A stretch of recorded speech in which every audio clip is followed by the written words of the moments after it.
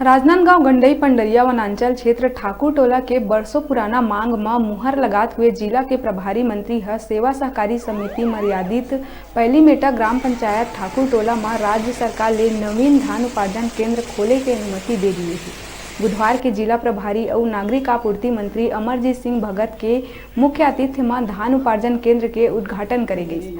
कार्यक्रम के अध्यक्षता जिला सहकारी बैंक के अध्यक्ष नवाज खान ह करी। विशिष्ट अतिथि के रूप में पूर्व विधायक और अन्य मन उपस्थित रहे।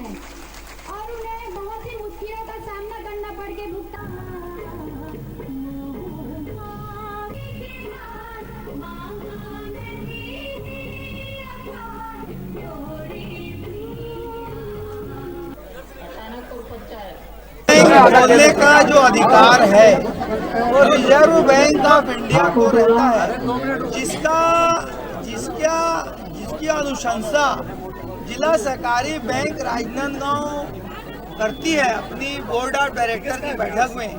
तो मैंने आज यहाँ पर स्थानीय मांग को देखते हुए अगले बोर्ड ऑफ डायरेक्टर में हमने ठाकुर टोला में बैंक खोलने को लेकर के एक जो हमको चिट्ठी लिखना है वो हम लिखेंगे और निश्चित रूप से यहाँ पर भविष्य में जिला सहकारी बैंक खुलेगा।